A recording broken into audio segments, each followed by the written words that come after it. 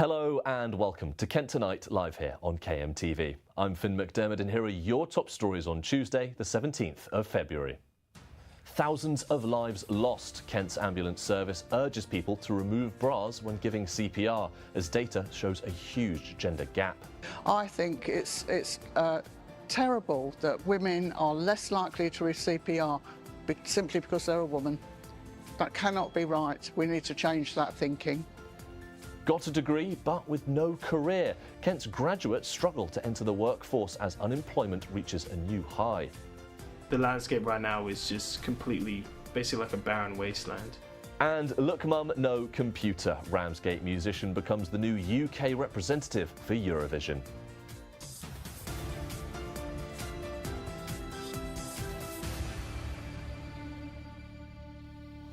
But first tonight, according to South East Coast Ambulance, every minute that passes without providing CPR or defibrillation is said to reduce a person's chance of survival by 10%. The latest information from the South East Coast Ambulance Service shows that women are 27% less likely to receive bystander CPR. This is over fears of accusations of inappropriate touching and potentially going against social norms. Well, our reporter Naila Mohammed went to the local Make Ready Centre to find out more.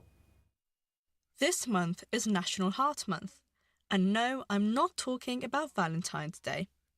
Organised by the British Heart Foundation, the campaign raises awareness of cardiovascular disease, putting a strong focus on CPR. But while out-of-hospital cardiac arrest remain one of the UK's leading causes of death, women are 27% less likely to receive bystander CPR. This is in part due to fears around dignity and accusations of inappropriate touching. I went to Rochester High Street to see if residents were aware of this gender gap. I would say that's probably due to prejudice. Gosh, I didn't know that. Yeah, that's interesting. Yes. I can see that happening, yeah. I hadn't really thought about it. It hadn't occurred to me that there'd be a gender gap. Sally Holmes tells us why she thinks it's vital that people overlook this stigma. 27% less likely, and it's because people are worried about taking their clothes off. Because to use a defibrillator in public, you need to take all the clothing off the chest. And whilst I can understand why some people might be worried about it, I always say, well, personally, I'm happy to have it all hanging out if someone's saving my life. But also, just verbalise what you're doing. Just tell people, I've got to do this, or we can't save this person. Really important. I think it's terrible that women are less likely to receive CPR simply because they're a woman. That cannot be right. We need to change that thinking. The majority of current training uses a dummy that looks like the male body. Female dummies are being manufactured, but there is a campaign for some changes to be made. We're campaigning for them to have more floppy breasts.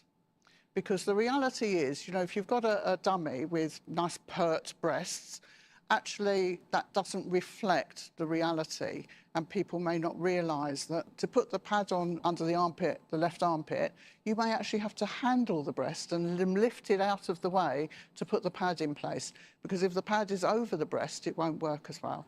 Now, South East Coast ambulances are big supporters of the Bra Off Defib On campaign, organised by a charity of the same name. We're reminding people to always take off the bra when using the defibrillator on women. And to see how easy it was for myself, I asked Sally to teach me how to use a defibrillator. Learning how to use a defibrillator only took me 5 minutes, as the machine talks you through the process. But Sally wants people to remember bra off, defib on, to reduce the gender gap in the survival rates of CPR. Every minute without CPR reduces a person's chances of survival by 10%. And according to Sally, when a life is on the line, dignity can wait, because removing a bra can be the difference between life and death. Naila Mohammed for KMTV in Gillingham. Next, 2 teenagers have been arrested on suspicion of arson after a fire at the former Odeon in Canterbury on Saturday. Firefighters remained on scene until yesterday afternoon, tackling the fire, which caused smoke to billow out across the city. Police say they are now treating the fire as suspicious and inquiries continue. To tell us more, our reporter Chloe Brewster joins me in the studio. So, Chloe, tell us a bit about the background of this and where it all started.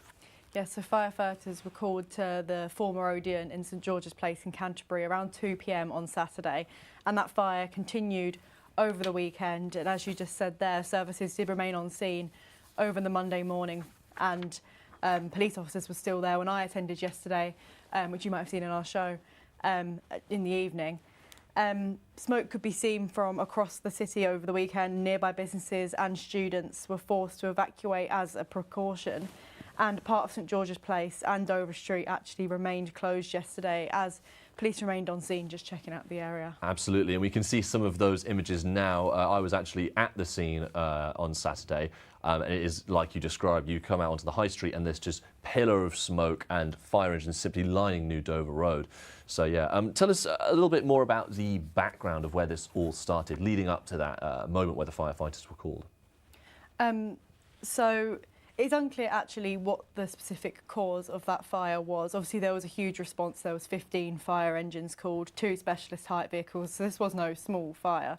So police are now saying they're treating it as suspicious. That wasn't something we had yesterday. That's an update from today, and they say that their investigations are ongoing.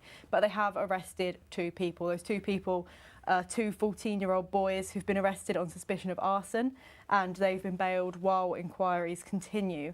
Unfortunately, we're no clearer to see what actually happened here, what was the cause. Obviously, those flames caused a lot of damage to the building. Anyone who may have witnessed the incident or have relevant dash cam footage that you might have seen from the road, obviously, as you see, this was something that was could be viewed across the city. They've been asked to contact police about that. Absolutely. We haven't got too much time, but tell us about the condition of the building. Is it salvageable? Yeah, so many people have amazing memories of spending their time at the cinema, but it is looking like that. The cinema is no more. It was derelict when this fire took place, and it was actually earmarked for 50 homes.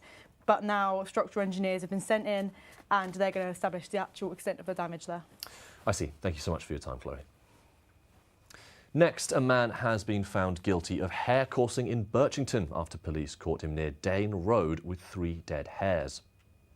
Officers responded to reports of suspected poaching and found the man beside the vehicle with blood on his clothing, which he claimed came from his dog.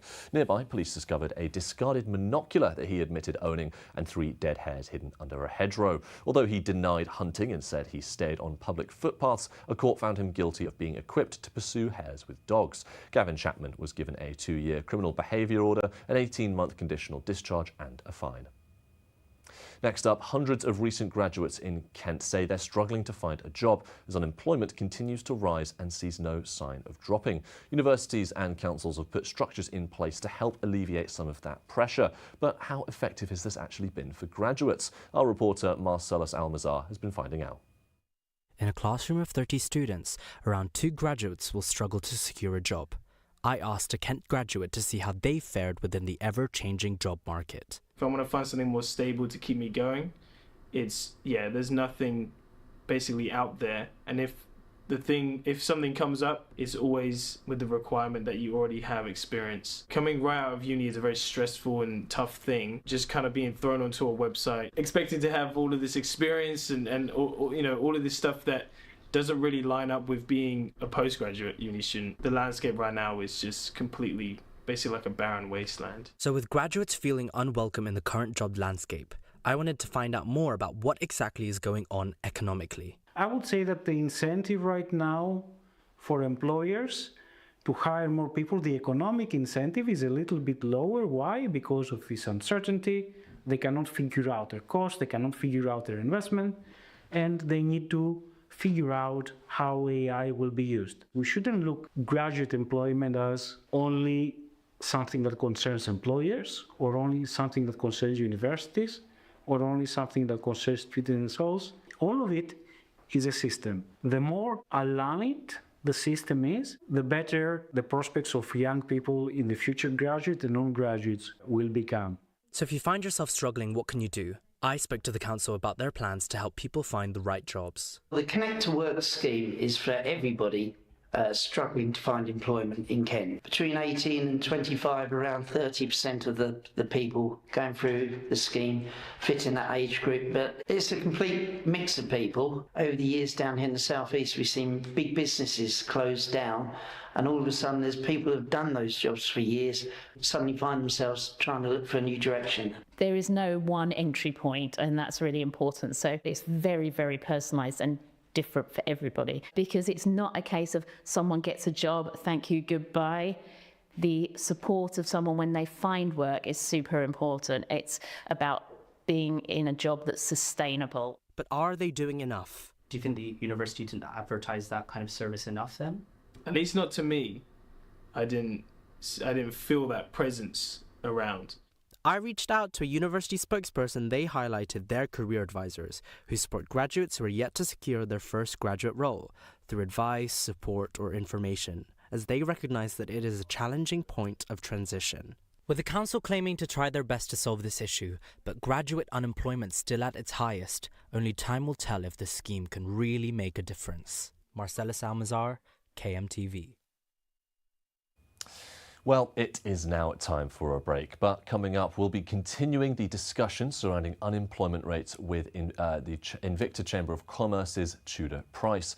We'll also be hearing about how gridlock is continuing in Kennington as major roadworks are starting to accommodate a new supermarket. And with a yellow weather warning set to start tomorrow, you can expect some heavy rain and flooding happening across the county. So we'll be taking a look at the weather forecast for the coming days. So be sure to stick around for more stories across Kent. See you soon.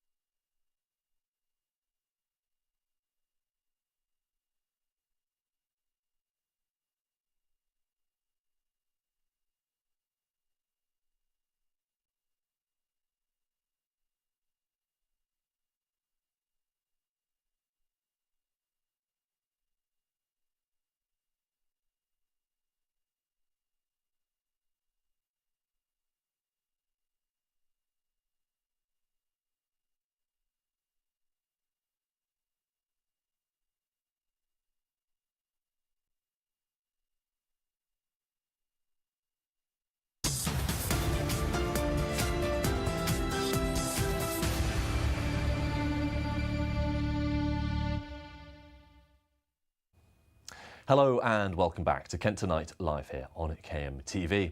Now, in the last 3 months of 2025, the UK's unemployment rate rose to 5.2%, the highest level in nearly 5 years. That's according to the latest figures from the Office for the National Statistics, or the ONS.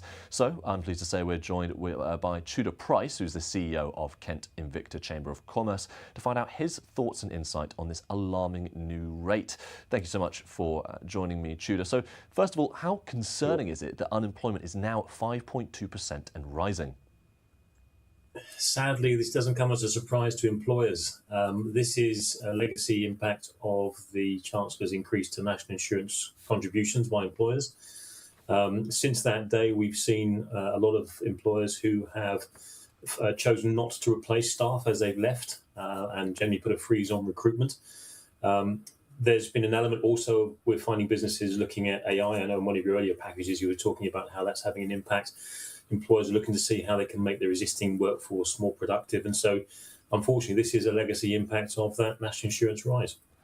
I see, and I'm sure many of our viewers out there would say that they've been seeing this kind of thing for a while, that employment is up. How significant is this specific decline compared to maybe some recent historical trends? I think traditionally, we've sort of seen an ebb and flow during the course of the year. Of course, there are seasonal sort of highs and lows and there's particular trends, but the economy's really been sluggish for a very long time now. I mean, there is growth, but it really is glacial. And as a result of which, of course, we've found it difficult for employers to sort of really be confident about the future and therefore make the investments and look to make the sort of expansion and recruit staff. That combined with the tax increase, national insurance, and we're now seeing 1st of April, business rates are about to go up as well. So all of these sort of metrics are actually having a negative impact on employers' confidence. I see. And according to the Office of National Statistics, the highest employment rate in the UK was in the southeast, while the lowest was in the northeast. So why is there such a difference between regions? What is the northeast maybe not doing that the southeast are? I think it's probably more to do with the sort of types of vacancies that we have. So we have a lot of high-skilled, high-wage economies sort of here in Kent. A lot of professional services dominates our type of industries. And so as a result of which, they are normally sort of higher base salaries. And so the training and the commitment to take on a new member of staff tends to come at quite a significant cost, as opposed to perhaps some of those industries that we'll find elsewhere in the country that will perhaps be working at a more lower level. I see. And I'm also curious. At the moment, it's mostly speculation, but some are worried that the rising prominence of artificial intelligence might be having sort of an adverse effect on this employability rate. What do you make of that? Yeah, that's a fair question, and I think the jury is still out. I think on this technology, isn't it? We know it's going to be disruptive. That's without a shadow of a doubt. And I think there are certain industries that will perhaps suffer, no different to when desktop publishing came in and suddenly everyone could produce their own business cards or compliment slips. You know, it was a bad day for printers. So I think we will see some disruptions and some challenges. But like any technology, I think those businesses that really sort of get in underneath the skin of it, understand it, and embrace it, and even on a sort of very basic level, I think will sort of probably stand the test of time and be able to navigate their way through this change. I see. Thank you so much for your time, Tudor. Next, worries are growing for the future of high street businesses in Ashford following the closure of a neighbouring shopping centre. Park Mall closed last month after almost 40 years in operation, with Ashford Borough Council set to tear it down and replace it with an interim car park later in the year, and some new homes expected in the future. But a seeming lack of communication has left many local business owners frustrated. Miss Yilmaz, who's the owner of the nearby By the Tank Cafe, has said the closure has reduced trade, and chiefs at the Ashford Borough Council have reported a growth in footfall in the area. Next, gridlock continues in Kennington in Ashford as the next phase of major roadworks begins to accommodate a new Aldi supermarket. The works along the stretch of the A28 have been ongoing in phases since the end of July last year, with the project expected to be completed in April. But now, as part of the next phase, three-way temporary traffic lights have been installed along Canterbury Road and at the junction with Bybrook Road until the 1st of March. The council's own Alan Dean said it's been inconvenient, but the central reservation work is coming along nicely now, so it's a case of short-term pain for long-term gain. Now it's time to take a look at your sports news from around the county.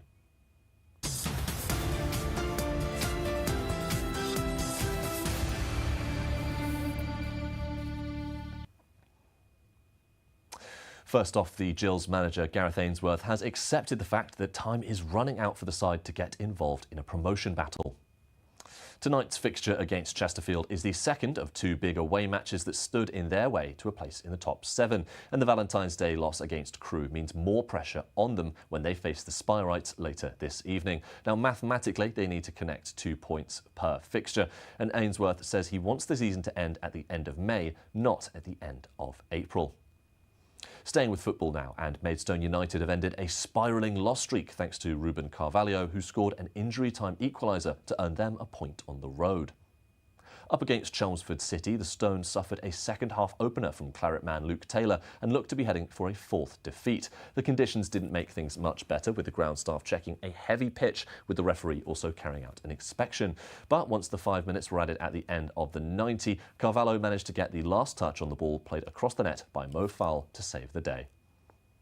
Now to rugby, and Gravesend have pulled themselves up to the Regional 2 South East playoff positions, with 5 games to go after a win over Bromley. Some have called it some of the G's best rugby of the season, following a fairly even first 20 minutes, but then finishing the first half 24-0 up. Stan Dadson opened the scoring thanks to Ben Hope carving through the visitors' back line. Tries from Rocky Sims and Hope rounded off the half, including a 70-metre run to the try line. The G's then ended up getting on the wrong side of the ref and letting their back line ease up, allowing for the end result of 31-29. And finally, Thanet's Taylor Lawrence and his Team GB teammate Brad Hall have a tough challenge ahead of them to earn some silverware at the Winter Olympics for the 2-man bobsled. The duo finished Monday's heats in 8th place, with Germany continuing their dominance. They clocked in 55.65 seconds on their first run, around 1.64 seconds behind the leaders Johannes Lochner and George Fleischauder.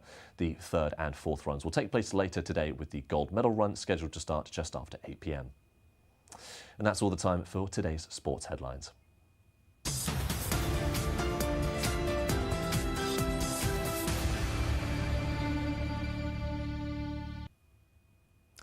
Now, don't forget, you can keep up to date with all your latest stories across Kent by logging on to our website, that's kmtv.co.uk. There you'll find all our reports, including this one about a landmark building in Margate that has been reported to be at risk of crumbling. Our local democracy reporter, Ollie Leader, has more.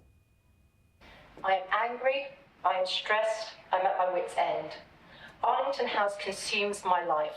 You see a property as an asset or a liability and something on a balance sheet. These people see it as their home.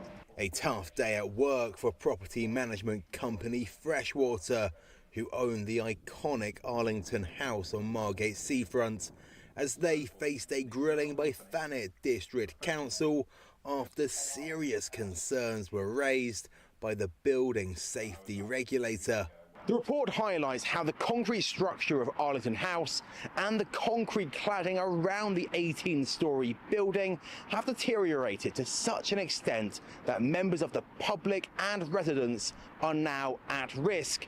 The appearance of it and the structural issues that have manifested have not occurred overnight, but actually because of systematic neglect. It is our aspiration to return this building to a magnificent building that it once was, but Rome wasn't built in a day, and it takes money, and it takes time, it takes expertise, and it takes an awful lot of thought.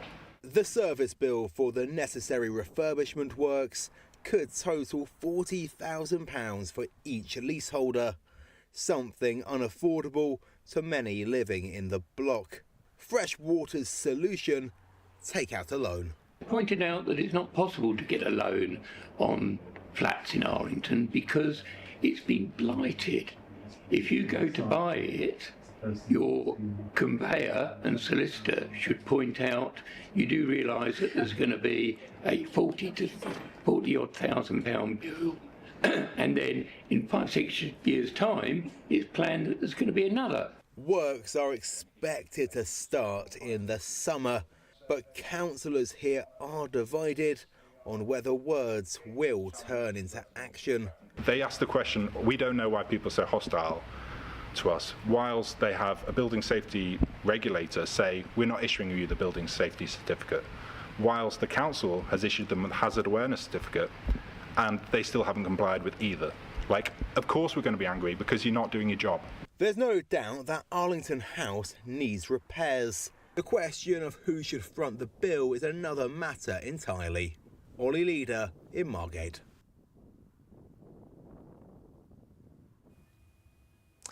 Now, the Met Office has issued a yellow weather warning for parts of Kent with heavy rain and flooding expected. This is set to start at 6 a.m. tomorrow until 8 a.m. on Thursday. Well, let's take a look at the weather for the coming days.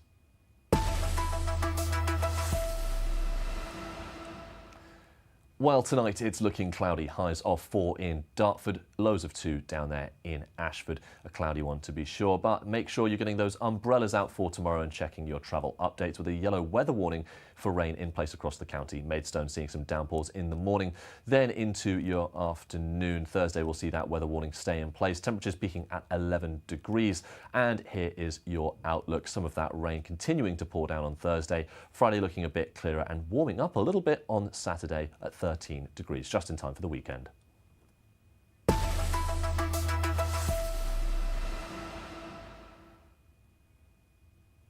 Coming up after the break, we'll be recapping our top stories for the evening, such as looking at how women are 27% less likely to receive bystander CPR and a new campaign hoping to bridge the gender gap in survival rates. All that and more after this short break.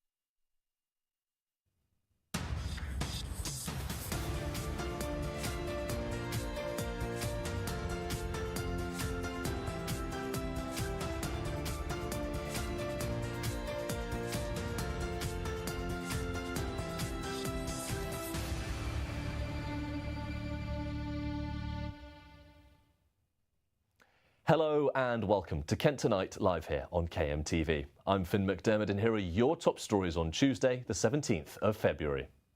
Thousands of lives lost. Kent's ambulance service urges people to remove bras when giving CPR, as data shows a huge gender gap. I think it's terrible that women are less likely to receive CPR simply because they're a woman. That cannot be right. We need to change that thinking. Got a degree, but with no career. Kent's graduates struggle to enter the workforce as unemployment reaches a new high. The landscape right now is just completely, basically like a barren wasteland. And look mum, no computer. Ramsgate musician becomes the new UK representative for Eurovision.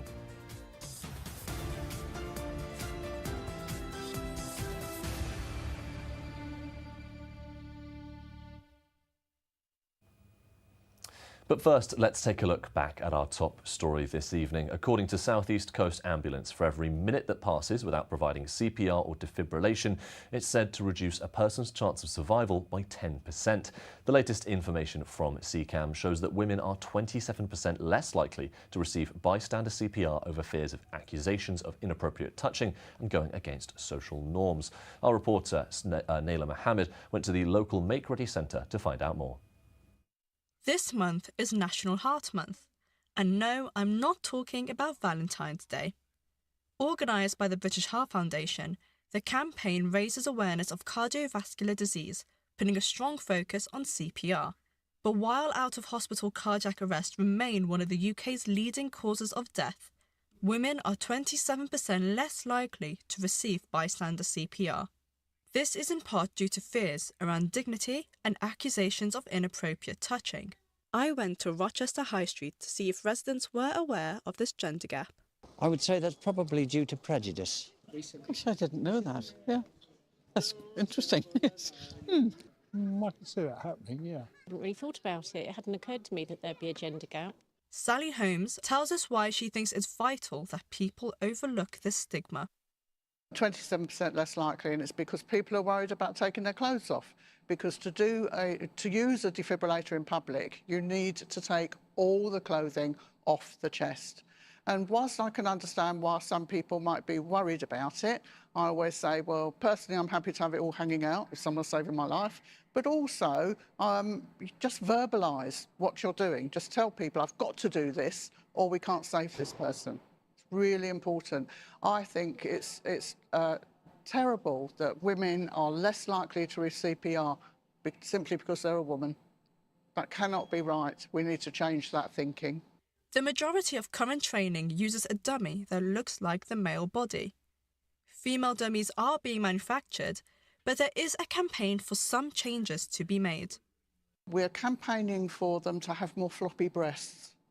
Because the reality is, you know, if you've got a dummy with nice pert breasts, actually that doesn't reflect the reality, and people may not realise that to put the pad on under the armpit, the left armpit, you may actually have to handle the breast and lift it out of the way to put the pad in place, because if the pad is over the breast, it won't work as well.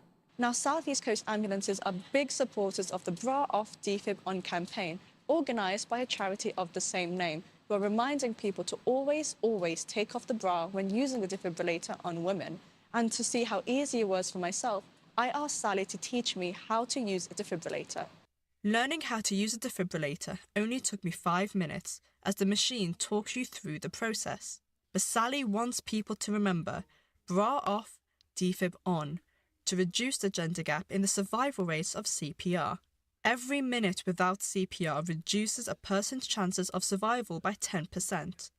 And according to Sally, when a life is on the line, dignity can wait, because removing a bra can be the difference between life and death. Naila Mohammed for KMTV in Gillingham. I'm pleased to say I'm joined by Steve Joyce, who is a community first responder with 18 years of experience. Thank you so much for your time.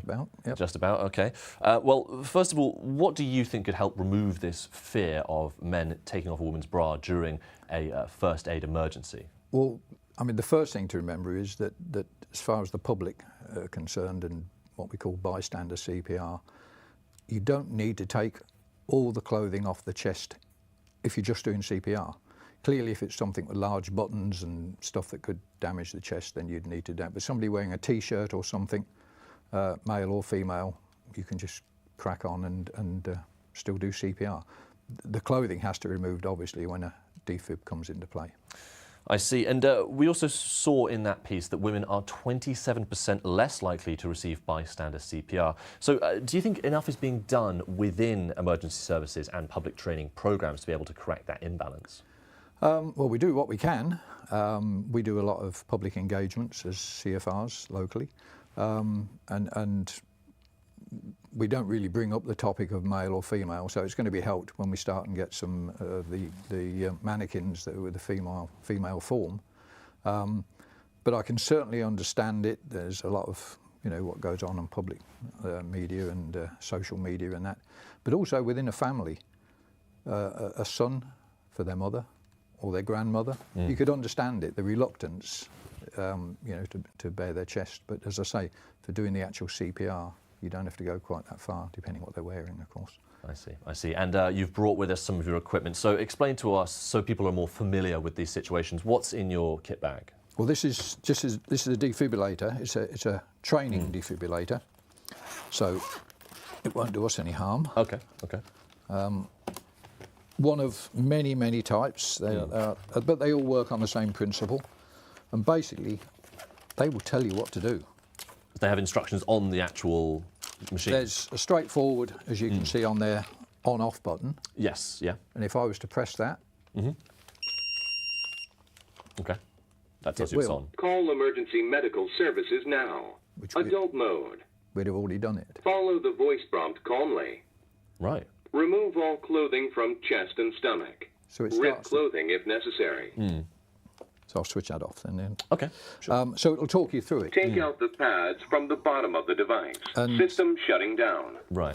And on a live defib, it will know when the pads go on, because it can analyse between the two. So it's you just follow what it says, and it will tell you to do the compressions and when not to, etc., etc. So I see. I'm sure a lot of people who haven't done first aid training, they might have never seen a defibrillator. They might think, oh, well, I don't know what to do. But in this instance, if someone hasn't had that, they can still do that emergency response. Yeah. Right. And again, it's something we try to do in our public engagements, because we've got a lot of public access defibs out and about now. It's a campaign that we've all been running. Right, I see. We haven't got too much time left. Okay. But tell me, this is one of your male mannequins. So is there a female counterpart with breasts? And tell us a bit more about that side of it. There are some around. I've not come across them myself, but I've seen them on various media things. So, I mean, what you're going to do is exactly the same. You just got to blank out what's there on the. I mean, you just get into the zone and get on with it. But I can understand the reluctance, especially in public, of people doing standby. But it's about saving lives at the end of the day. That's the alternative. Yeah. It's maybe a little bit of loss of dignity. We try to maintain as much as we can, but the alternative's not good. I see. I'm curious, we haven't got much time left, as I say, but what does it kind of say that you've had 18 years of experience and you haven't actually seen a female dummy? Do you think that's a sort of a problem within the system? Probably, yes. I mean, it's something I never questioned. And I say I've seen them on social media, and they're coming more into the fore now. But they've not been. I mean, everyone I've seen have been of a male form in different sizes, from small children upwards. I see. All right. Well, thank you so much for your time, Steve. That's most welcome. Thank you. Now, a new petition is campaigning for all tattoo artists to have a DBS check. And our reporter, Shakira Abdi, spoke to some tattoo artists here in Kent who shared their opinions. In England, there is currently no legal requirements for tattoo artists to undergo a DBS check before being licensed. A recent petition for mandatory DBS checks might change this. While some people amongst the tattooist community welcome these changes, others raise concerns. Today we talk with two tattoo artists in Medway who share their thoughts on this petition and what tattooing means to them. I'm Joe Wise, and I'm 44. I wanted a job where I'd make money drawing. Tattooing was the answer. I did have an apprenticeship at Mutiny Tattoo, which was in Borstal. It's very, very difficult to kind of get your foot in the door, and it's very secretive, and tattoo artists tend to be like gatekeepers of that information. I've had a DBS check when I worked in a school, so I don't think it would have made a bit of difference to me whatsoever. Some kind of standardised education would be a good idea.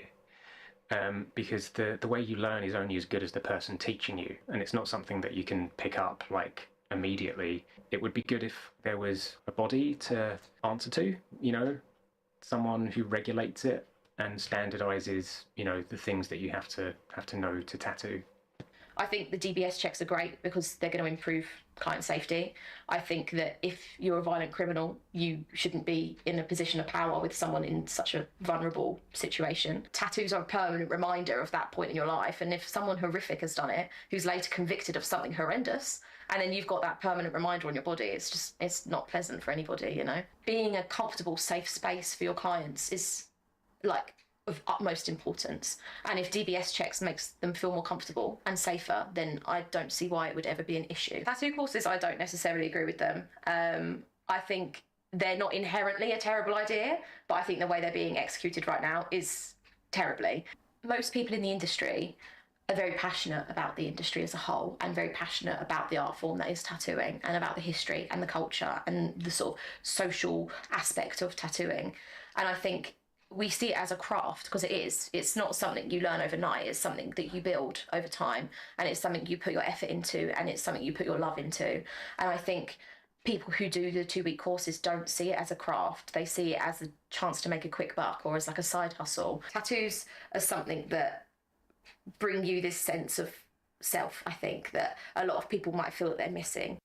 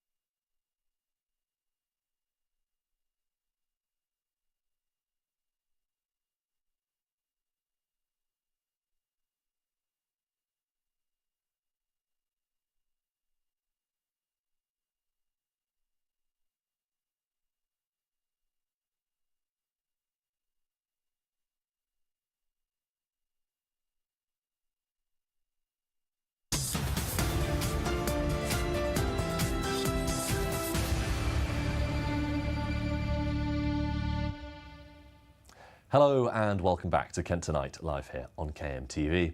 Now, some plans to restore a seafront lift have moved one step closer as councillors in Ramsgate have just approved more than £100,000 for the project.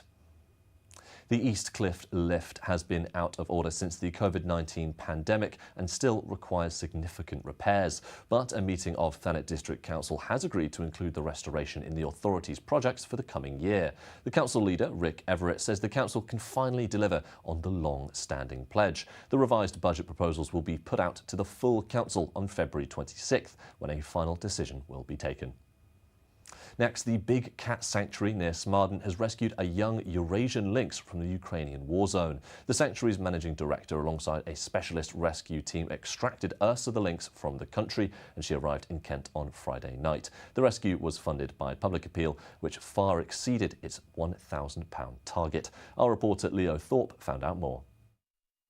A lynx has been rescued from Ukraine and taken to the Big Cat Sanctuary in Kent. Ursa is a Eurasian lynx from war-torn Ukraine.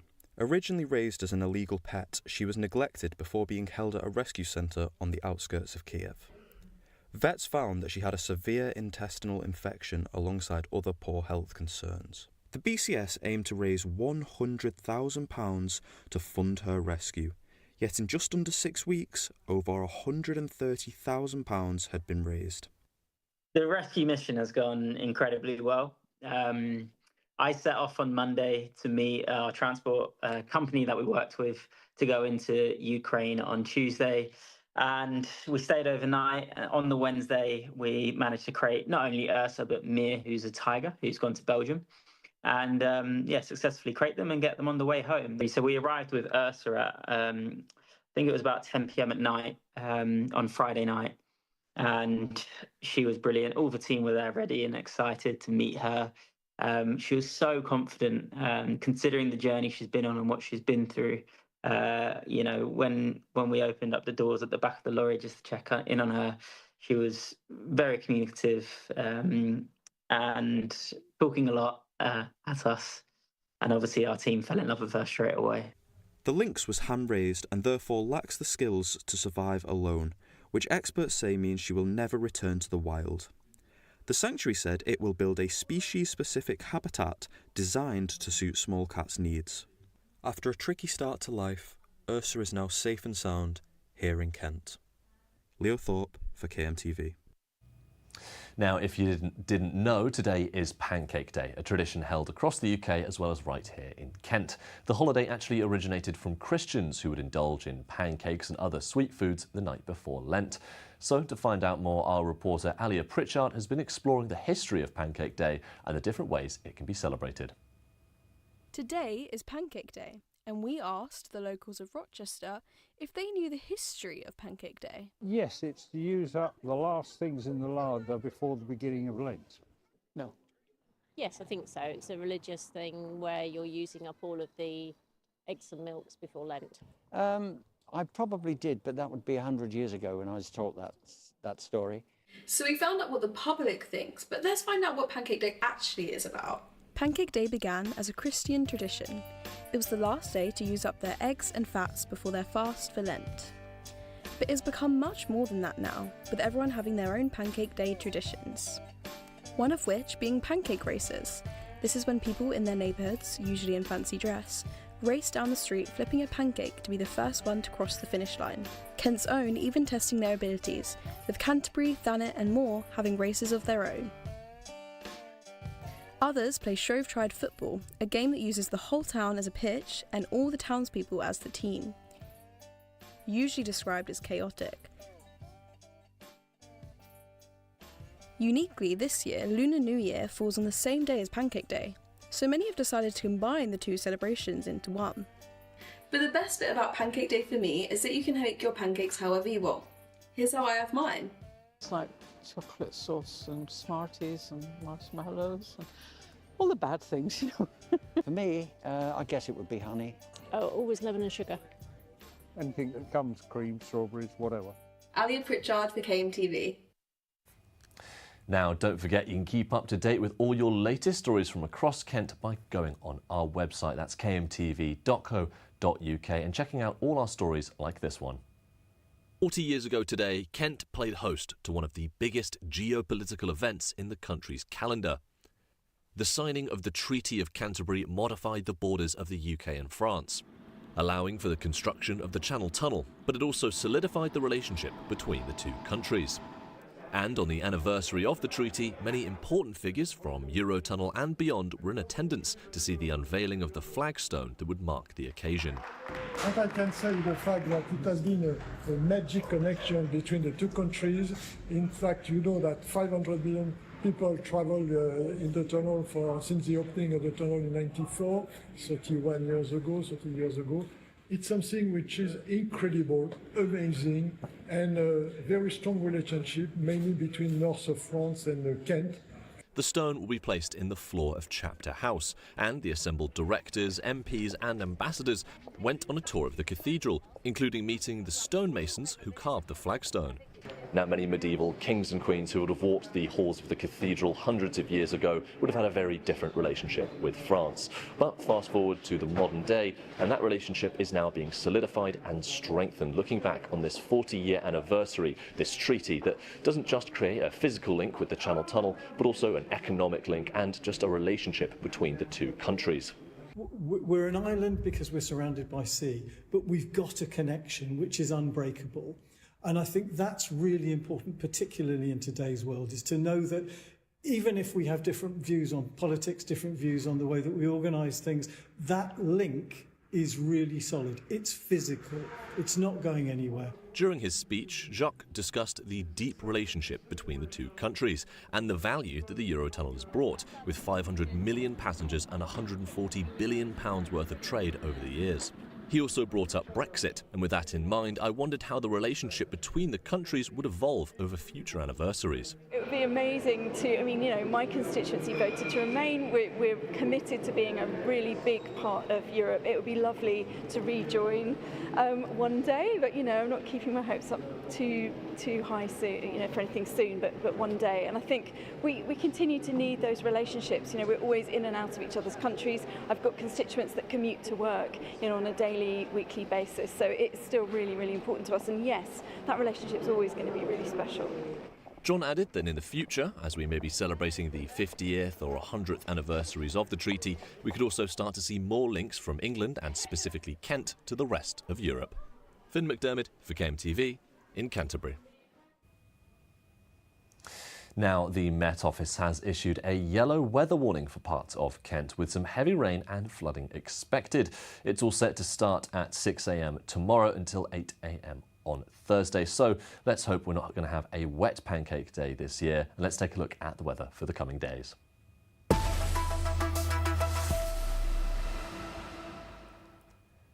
Tonight is looking cloudy, highs of 4 in Dartford, lows of 2 down there in Ashford. But be sure to get those umbrellas out for tomorrow and check those travel updates as we have a yellow weather warning in place across the county. Maidstone seeing some downpours there. Then into your afternoon, 3 degrees and 4 degrees in different parts of the county. That rain widespread around with 25 mile/hour winds. Then for your outlook, rainy on Thursday and warming up slightly with that rain fading until we get to Saturday and 13 degrees.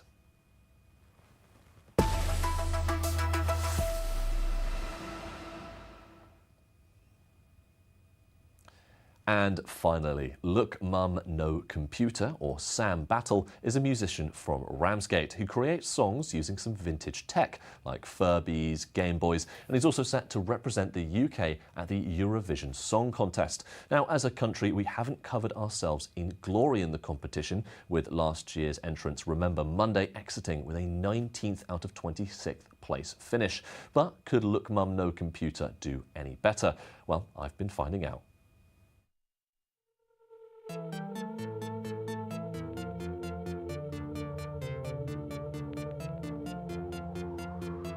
Remember Monday? Well, look now, there's a new face for the UK's Eurovision hopes called Look Mum No Computer, who's from Ramsgate. Sam Battle will be facing off against the other Eurovision candidates in the 70th song contest that's been held in Vienna this May. The UK finished 19th out of 26 possible places last year with Remember Monday, and viewers will be keen to see Look Mum No Computer climbing the ranks. Look Mum No Computer started out as the frontman of the indie rock band Zebra, which performed at Glastonbury back in 2015. And since then, he's not only grown his solo career, but his YouTube one as well. He's developed an online fan base for building and playing unusual instruments like organs made from toys like Furbies and Game Boys, synthesizer bicycles, flame-throwing keyboards, and a Star Wars droid orchestra. Aside from music, he's also developed a video game, held a TED Talk, and directs This Museum Is Not Obsolete, a music technology venue that aims to keep the obsolete alive and evolving.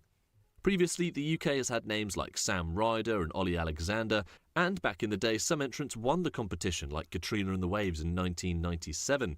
But could No Computer's unusual style help him through the rounds? His music has been described as very synth-heavy and electronic, and he'll be entering as a solo artist. But we don't yet know with what song. The exact track will be announced in the coming weeks, but until then, fans will have to wait to see what Look Mum No Computer will be bringing to the world stage in May. Finn McDermott for KMTV. Well, that is all the time we have for Kent Tonight, but don't go anywhere. There's another episode of Made in